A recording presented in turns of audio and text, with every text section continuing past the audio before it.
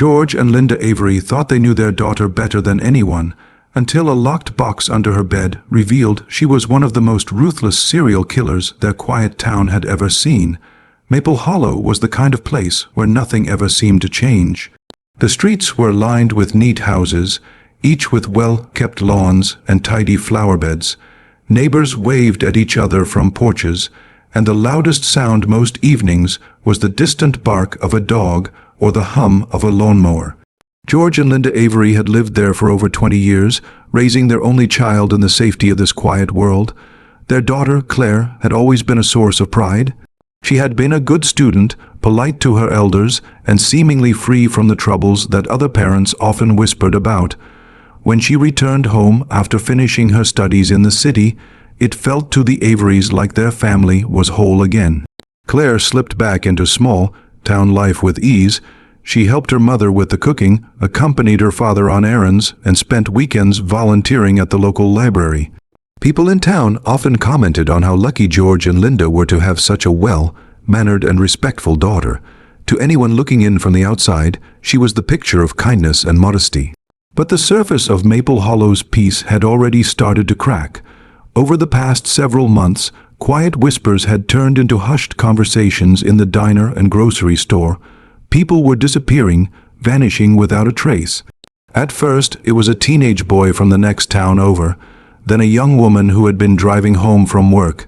Each case was tragic, but no one connected them, at least not at first.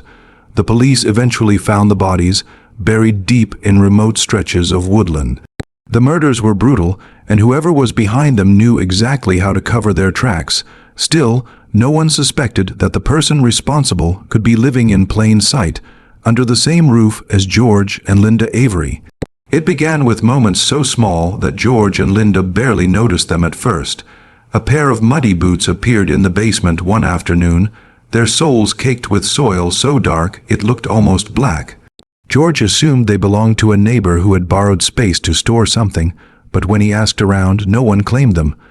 Linda later found them hidden behind a stack of old boxes, as if someone had wanted them out of sight. Around the same time, she noticed deep, thin scratches on the backs of Claire's hands. Claire brushed them off as marks from gardening, yet Linda couldn't recall her working in the yard. Nights in the Avery home grew restless. More than once, George woke to the faint sound of the back door clicking shut, the noise vanishing into the still air of Maple Hollow. Claire would always be in her room the next morning, claiming she'd gone to bed early.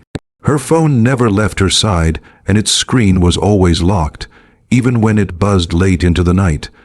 The town's unease deepened when another body was found, a young man who had been last seen leaving a late-night diner on the outskirts of town. The local police held a brief press conference, hinting that the recent killings might be connected. The idea of a serial killer moving through their quiet part of the state sent a cold wave of fear through every home. George tried to push away the nagging thoughts creeping into his mind. Linda did the same, forcing herself to believe Claire's explanations. But the unease was impossible to ignore. One afternoon, while retrieving a box from the attic, George stumbled upon something that made his blood run cold. A scarf stained with what looked like dried blood, tucked away inside a dusty duffel bag. Unsure how to react, George and Linda decided to keep their discovery to themselves, at least for the moment. They moved through their days in a fog, pretending everything was normal, but both watched Claire more closely. They began to notice the little details they had overlooked before, the way she avoided eye contact when they asked about her plans, the way her car smelled faintly of damp earth, the way her hands trembled ever so slightly when she thought no one was looking. George took it upon himself to follow her one night. He waited until he heard the faint creak of the back door, then slipped out a few minutes later, keeping his headlights off until he was a safe distance behind her. Claire drove with purpose, heading far from the familiar streets of Maple Hollow. The road grew narrower, lined with thick trees that seemed to swallow the light. She eventually stopped near a patch of remote woodland and vanished into the darkness. George sat frozen in his seat, watching the shadows shift until she returned, her clothes streaked with dirt and her hair tangled from the wind. She drove home without a glance behind her. The next morning, the news was unavoidable. Another body had been found, buried in that exact area. The victim was a middle-aged woman who had gone missing 2 nights earlier. The coincidence was too precise to ignore. While Claire was out the following afternoon, George and Linda searched her room. It was spotless at first glance, but under her bed, they found a locked metal box. Inside was a collection of items that made their stomachs turn: jewelry, wallets, and identification cards belonging to the people whose faces had appeared in missing person posters. In that moment, their worst fears solidified into a terrible certainty. The weight of what they had found pressed on George and Linda like a stone. Every time Claire walked into the room, every time she smiled or spoke in her calm, measured voice, they felt a shiver run through them. For days, they carried on as if nothing had changed, their conversations stilted, their movements careful. They avoided being alone with her for too long, each of them silently calculating what might happen if she suspected they knew. Linda lay awake night after night, staring at the ceiling, imagining the faces of the victims. She pictured the families waiting for news, clinging to hope that their loved ones might still be alive. The thought of doing nothing felt like a betrayal. George, on the other hand, fought to convince himself there might still be another explanation. Perhaps the items in the box had been planted. Perhaps someone else was using Claire as a cover. But the image of her returning from the woods, clothes soiled and expression vacant, refused to leave his mind. Then another person went missing.